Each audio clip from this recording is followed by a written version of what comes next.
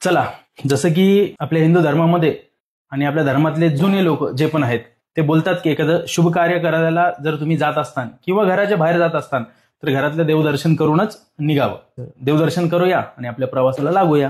गणपती बाप्पा मोरया, मंगलमूर्ती मोरया, जगदंब जगदंब जगदंब. घरातलं सर्व पॅक झालं सामान. आता आपण आपलं बॅग घेऊया. पहिले बॅग नंतर अडकवू. ही ती छोटी बॅग आहे जी मी बोललो होतो ना, छान आहे. तुम्ही बाहेरगावी कुठे जात असताना तर तुमचं लगेज वगैरे समजा छोटं सामान एक्सेसरीज वगैरे तुम्हाला म्हणजे असं घट्ट तुमच्या जवळ राहील, म्हणजे थोडं सेफ्टी आहे. त्यानंतर ही आपली बॅग, जेणेकरून याचा जो बेल्ट आहे ना ह्या बॅग मागं चांगल्या पद्धतीनं समजा सिक्युअर राहील.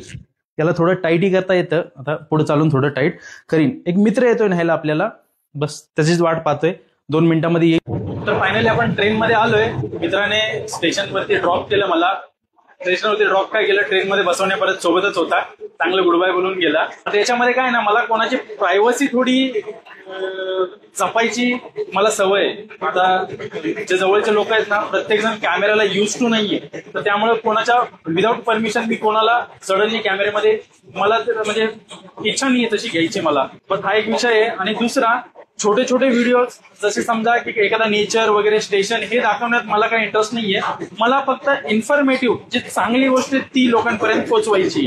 तर असे काही छोटे ट्रेनमध्ये चढताना बसताना हे स्टेशन, हे पूल, हा रोड क्रॉस करतोय, याच्यामध्ये मला इंटरेस्ट नाहीये. मला फक्त इन्फॉर्मेटिव्ह पोहोचवायचंय. ही गाडी नंबर आहे 17063, जी सकाळी आपल्याला हैदराबादमध्ये सोडणार आहे. आजचा दिवस इथंच संपतो.